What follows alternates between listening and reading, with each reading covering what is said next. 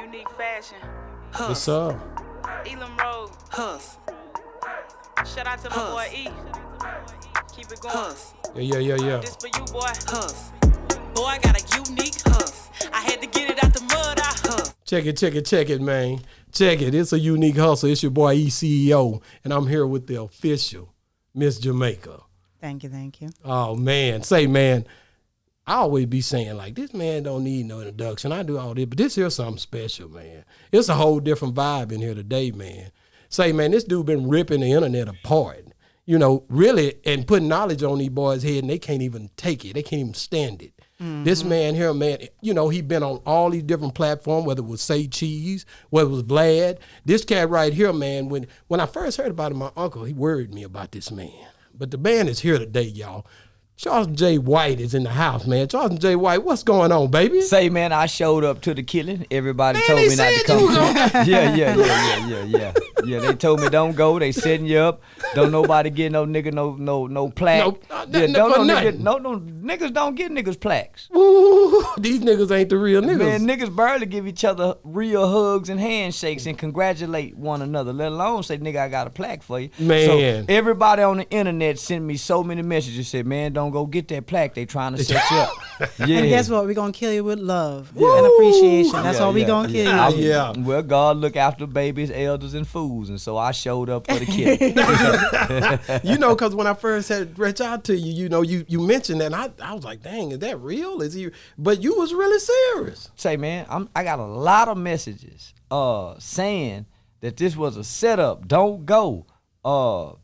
Then when he called and said it, no, tell that nigga call me. That nigga playing. I ain't going out there, nigga, give me no plaque. This is unusual. Nigga ain't dribbling no basketball. Wow. Nigga ain't saying down, said hut, and scoring no touchdowns. So niggas don't get plaques just for being a black man. A black man, but a sensation. What the things that you have accomplished, the accolades that you had, the things that I seen in you was different than anybody that I've seen. Yeah.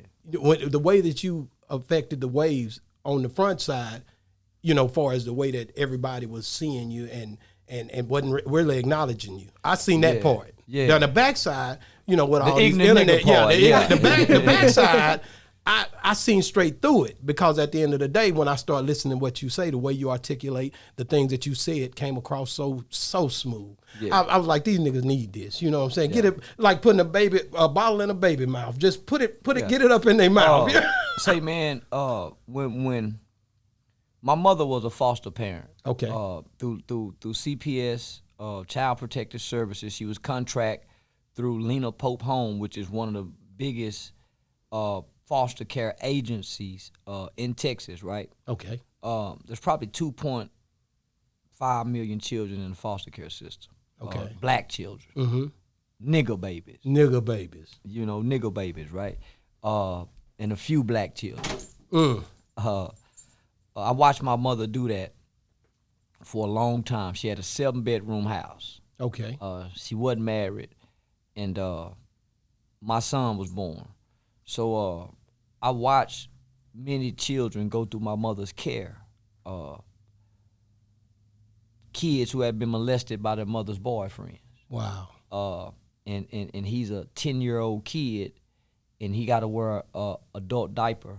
Wow. Because he can't hold his bowel movement. Wow. Because he was molested, and the little girl was molested, right? And mom wouldn't. So I heard the story just passing through mama's house, right? Mm-hmm. So to fast forward 10 years later, and I get involved in working with children in the juvenile system, and you start meeting some of Texas' most violent, youthful offenders. Little niggas, little motherfuckers locked up for murder, robbery, mm-hmm. Beating up old motherfuckers. Yeah. And you find out, and he asks, can I talk to you? And you and him go off and talk, and he tell you he's been raped by his daddy's brother. Yeah. Man, what the fuck? It's a whole different level. So when you hear all this shit, and then you start actually working in the community, right? So I went through what I would call a tour through the entities and levels of our society, right? So I started out speaking in the churches with the youth people and the pastors. How did that work out? It's good pimping. I was getting pimped on, played on. How did that work out? Because I was sincere and trying to find God and trying to find a spiritual father. A nigga coming from the streets, sincerity, looking to make a transformation. He's vulnerable. He's a lamb. No, I get it. Because I've been there. You know, that's the whole thing. When you see somebody, you know, I went through a phase where you see a 15-year-old boy in a grown man prison. Yeah. You know what I mean? I've seen that. So I get it. You know what I mean? It does something to you when people come around you and they can't even read.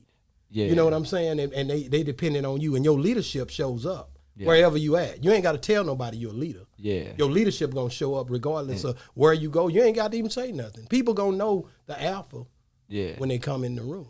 But I connected with some, and then I started seeing flaws. I know they men, but the flaws that I saw wasn't attractive to me. It's some men with some flaws that still attract me. Yeah. You know what I'm saying? Yeah. And so they wasn't it. Yeah. And my mother's instructions when I was 33, 34 years old was, son, you got to find your church home. Yeah. And you got to find your pastor and sit up under that leadership. Yeah. Submit. So I went off to do that. And mama pointed me in the right direction, but the wrong direction. Kind of like when we first moved around white folks, and mama said, son, now listen. She literally sat us down and said, listen, y'all don't mess, these the 80s. Yeah. And don't y'all mess with these white girls. Yeah. The black mother's fear is what? They go holler rape. Yeah, right? they go, that's right. So when we went into that environment, into that culture, that was my mother's instruction. Now listen, boy, don't y'all mess with these white girls. My uncle, who was a pimp, I have a daughter, and my uncle, who was a pimp, told me when I had my daughter, now listen, nephew, nigga, don't you ever tell your daughter, don't date a bad guy. Yeah. Don't ever tell her that, because she's going to go date one because you planted the seed. See, that's it. So don't tell her. No, you don't tell her because she's going to do it. Yeah. So when mama said, don't mess with the white girl, well, daddy had a white girl. My daddy like white bitches. Yeah. This ain't no Christian show, is it? No. Okay, yeah, daddy like white bitches. So that was a natural appeal, right? Yeah, because my daddy had a white girl, and one of the only times that I can vividly remember spending time with my daddy, spending the night, was him and that white girl together. But he was gone, and I was with a loving white broad. That's what's up, man. So to make a long story short, we raped white girls. That's what's up. Yeah, because mama lied. Mama lied like a motherfucker. There ain't now one of them whole holler rape. Yeah, mama lied like a motherfucker. Yeah, we take the white girl pussy like a motherfucker. Not knowing we were raping, though. Not knowing we was raping. Running trains. No, I know what you're talking about. I get it. And none of them hollered nothing. No, ain't none of them hollered nothing, man, because they were happy to be a part of it. You got that right. They like that torpedo. That nigga's torpedo. Let me say that. Go ahead and you got to get these questions. Excuse me, queen. Yeah. We got a beauty queen. That nigga got a Jamaican beauty queen. I don't know now, nigga done went overseas and got a real live beauty queen. His nigga here special, y'all. I ain't bullshit. I don't know now, nigga done that boy. I ain't bullshit. Man, had to do it. And really? She smiling. She ain't mean. No, and her eyebrows ain't frowned up. And can cook. What? Yeah. This nigga here got to be something stomach, say, this nigga been smiling since I come through the door. He happy for real. Yeah, he ain't just playing. Go ahead and get him, Steph. My question to you, tell me about hype. Hype. Oh, yeah. Something that I rarely share, man, about how hype got started. I had a dream one night, probably about 5 years after juvenile system, had just done 7 years on a murder. And I was rehabilitated, right? So I had a good spirit, I had a good nature, but I was looking for an identity submerged in the criminal elements of our society during my early 20s, right? So I had this dream one night, and in this dream, I'm standing on this stage talking to children, sharing my life story. we used to do a life story in the facility that I was called. We would go back to our earliest memory in life and tell our life story up until the time we committed our crimes, right? Okay. To get a depiction of childhood trauma and the things that we would experience from that time to that time. Okay. So I'm repeating this method in a way of a motivational speaking. So at this time of my life, I'm probably mid-20s. My son hadn't been born yet. And right now today, my son is 17, about to be 18. Wow. So he hadn't been born yet. I'm at mom's house. I'm hustling. I'm kind of pole pimping. You know, kind of dabbling my feet in the pimp game. And so in the continuing of this dream, some of my childhood friends who I was incarcerated with, they too were also locked up for murder. Yeah. For committing crimes as children. So they appeared in this dream. And we're all standing on this stage talking to children, sharing our life story, as most of us did. And once we got to a certain level in the group therapy intensified, most niggas who shared their life story, at some point niggas was crying. Because they was tapping into some deep shit, right? Yeah. It was bringing about healing. It's gonna do it. And it was repairing children, right? So this is the early 90s. So this is this before society had saw children what they are today. So in this dream, we standing on stage, we all talking to children, we're all crying. Then all of a sudden, my brother appear. My brother is serving a 99-year prison sentence for a murder he committed when he was 17. So Wow. I got locked up in September of 91 for murder, headline news. My brother turned around in like April or May of 92 and catch a murder case. So my mom had two sons who was locked up. She must have been feeling it. But she's a strong Christian, That's spiritual woman. Yeah, you said something a while ago. You was like, there's a Christian show. No, it's not a Christian show, but we believe. Spiritual, you know? yeah. Yeah, we spiritual people, It's a kingdom, man. kingdom mind, kingdom yeah. beliefs. But we free though. Yeah, I got you. There's a freedom in it. It ain't all that other stuff. So in this dream, my brother appeared. My brother appeared in this dream, and at the end of this dream, we all entered into these doors with blinding bright lights, and so I wake up, like, damn, man, that dream had an impact on me, right? My mother said, "Hey, you want to go to church?" And I was saying, no. But I had a funny feeling, and niggas in the streets call it bad luck, the Hanks, and I went on the back porch and rolled up a blunt and got high, and that feeling turned into like a fear, a urge. Man, shit, I might need to go to church and put me some money. Like, buy me some good luck. Right. Yeah. Funny you say that. Buy me some good luck. Buy me some good luck. Boy, that's a training up. Man, and get the Hanks up off it. I ain't got to live about none of this shit. Just go put something in the Tide bucket. Yeah. That's what church make you perceive. That's what that's the way they push it. They put that projection out there. Yeah, so all I think, I just go back there, FOMO, and I'm gonna wait, because I don't want to do all the praise and the clapping. No. So I always time church. I'm gonna go right when the preacher coming out.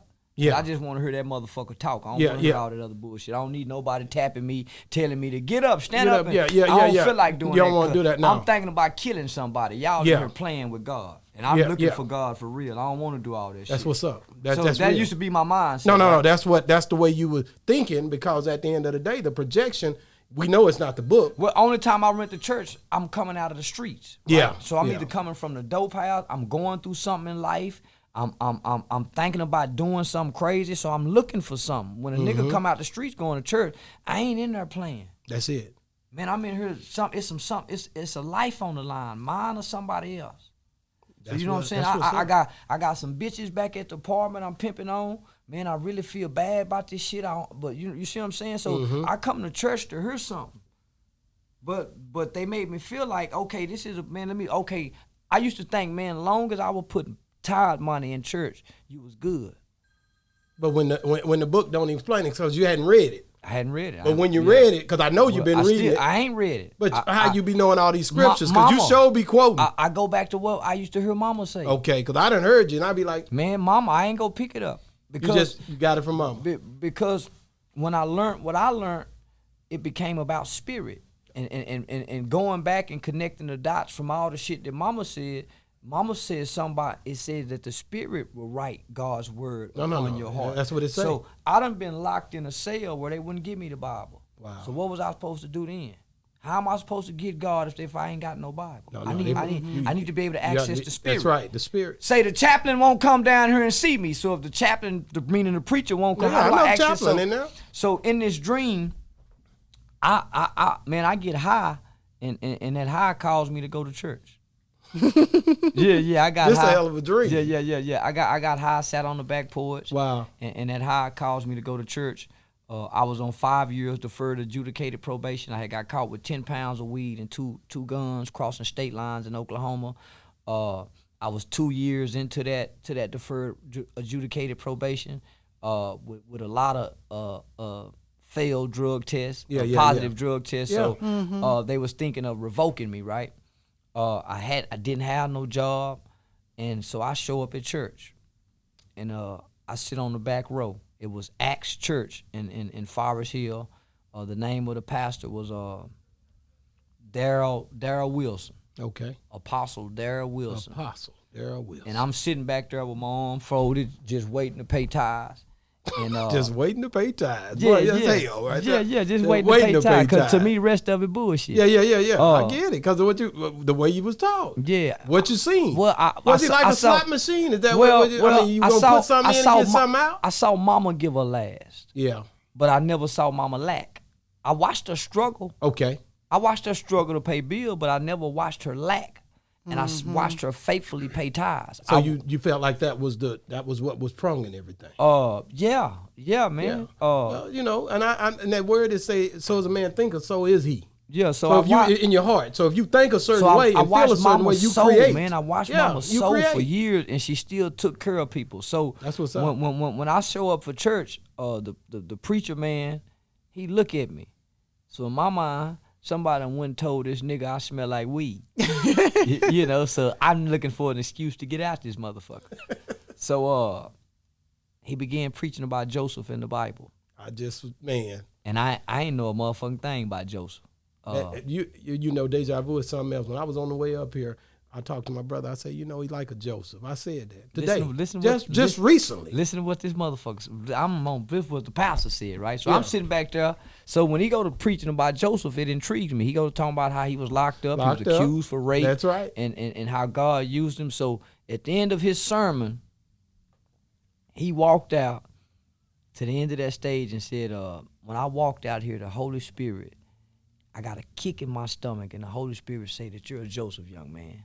Wow. He pointed at me. Yeah. Wow. Now I resent male authority figures. Yeah. In my mind, this bitch ass nigga playing with me. Wow. He don't know me. Bitch ass nigga don't know I'm a street. He playing with me. And I'm in my mid-20s. Yeah. I know. Get it. And I'm going straight back to the streets when I leave here. I'm just here to pay this tithes, nigga. Let me be. So he say, I just want to pray for you. Will you come down? So when I go down there, he tricked me in my mind. With that, let me just pray for you shit. Yeah. Okay. So he got you. Yeah. He go down there and put his hands on me and go to praying. He go to recanting that dream that I had the night before. Wow. Woo. This nigga don't know me like this. Yeah, that's real. So, and then he started adding shit to it. He started saying, I see you working with governments and traveling, telling your story and changing laws and impacting. He started saying some shit, right? And fast forward 10 years later. Wow. Yeah, it went down just like that. I fulfilled whatever that prophetic word Mama and them say. So that's how hype got started. It come. But whenever he said that to you, and he was bullshit. I thought he was lying. Yeah, I was wondering how you felt at that moment before you walked out. Man, I still got 3 years left on this probation. I'm still smoking weed. I'm still selling drugs. I ain't living a crime-free life, and I'm out of Oklahoma. So then my son was born. He was 6 months old. Me and my cousin was trafficking some drugs out of town, and we got pulled over by a state trooper. All three of us had warrants. One of my cousins was out on bond for 3 drug cases. The car smelled like marijuana. And we had a quarter key. A dope. Getting to it. And we got stopped by the state troopers in Kaufman County. You might as well just give it on up right there. And I had my 6-month-old son in the car. Wow, that's heavy. And they didn't search the car. And I remember talking to God. Oh, I done been there. Saying if you whole heart stop when they get behind you. I done done it. Now I'm on 5 years deferred adjudicated probation for them 10 pounds. So I'm already facing 5 to 99 if I don't complete this. And I literally remember talking to God saying, man, if you he let us go. Let me make it out of this one. Yeah. God had a plan for your life. Yeah. He had a plan for your life. And so then I struggled with trying to find an identity from that point on with that 6-month-old. Let me ask you about this picture right here that I just pulled up. What is going on right here? I see the kids. Man, that's a anti-human trafficking event that I did with Special Agent Keith Owens with the United States Department of Homeland Security, Human Trafficking Division, Dallas, over at a church over in South Dallas. Man, I'm going to ask you about a couple of them, too, because I don't want you to get off here without me getting these so them was all young ladies. Young ladies. Beautiful young ladies. Yeah. What about these guys here? Say, man, them some young niggas fresh out of Stop 6 Project. Shout out to Willie. shout out to my nigga Willie Tut over there, man. He got them shirts made. Man. You see all them brand new shoes right there. Yeah. I seen that. Willie Tut. Shout out to Juju, man. Julius Williams from Stop 6, a legendary guy out of Stop 6, had just come home from federal prison. And he took them young boys shopping, man, bought them some new shoes. Man. So I had caught a lot of flack. Wait a minute, is that you back there? Yeah, that's him. Yeah, I had caught a lot of flack, man, because I went through the hood speaking the hood language. Yeah. Saying these po nigga babies need some shoes. Talk to them. And so I would take pictures of their shoes and put them on Facebook. Man, don't it feel good to do that, man? And call them po niggas, and the hood would respond. Definitely. I see the responses and how you do it. What did I tell you? Didn't I tell you? Yes, you have to talk to them in order to get them to respond in a certain way, in a certain, you see how happy them niggas is, man. Oh yeah. I got one more. What's going on here? Man, that's my weekly actions. Okay. For a year straight, every Tuesday, like today, I would be at City Council addressing our mayors, our City Council officials about things that was going on in our community. And that was during the police shooting of our Tatiana Jefferson.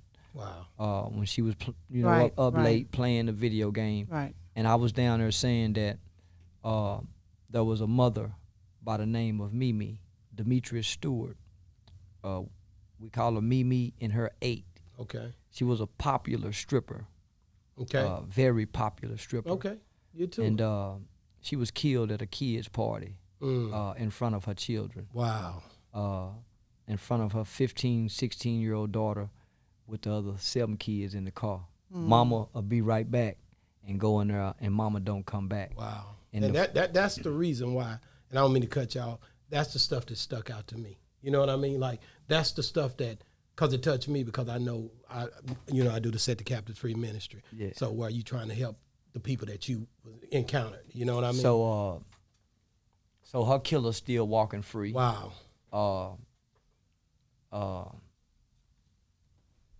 It was done publicly, caught on video, and it wasn't no community outrage. Wow. So you had to do something. Yeah. And that's what we need. Now I knew when you said certain people wasn't making certain moves, I understood perfectly what that is, because when you out here trying to make something happen, and it seemed like you're by yourself. Yeah. Every time I seen you was by yourself, to be honest with you. But trying to make something happen, far as making a statement. Say, man, I used to have white people try to jump on me. They used to wait for me outside because I was down there disrupting the normal flow of business. Man, you was over there, and some black lady was hollering at you. I'm like, what is she doing? They sent her out there to distract me so they can get on out of there. Yeah. Wow. You got the piece, man. We did this for you. You the first one to get an award on Boss Talk. This is where I'm gonna get these boys. See, I'm gonna get these awards out to people who really deserve them. And I felt like, okay, if I'm gonna do it, I got to do it right. I'm doing it with Charleston. And that's how it came about. And I told my wife that I said, I'm gonna find him and we're gonna make this happen. Say, man, the last time I ever got, I take that back. Shout out to Miss Loretta Block. I think in 2016, 2017, I was invited down to Houston, Texas Southern University, and I was on a panel with some of the largest voices down in Houston area, and I got an award from Miss Loretta Block, the Black Lives Matter All movement. right now. Awesome. But here in my city, Yeah. outside of the Texas Juvenile Justice Department, Okay. Dallas Cottrell House and the Willoughby House, Yeah. working with children, man, you the fur people. Give it up. Awesome. Y'all the fur Give it people. up. Let's cut this and let's do it over here. Okay. Why? You want to do it over? Yeah, so whatever we you can wanna- stand up and do it. Okay, And that's what's up. Nancy Determination and Impeccable Service, helping young people excel foundation, internet sensation. Yes, ma'am. This what I want to highlight. Green Room TV, Lou Broley After Dark, Say Cheese TV. They have done great interviews.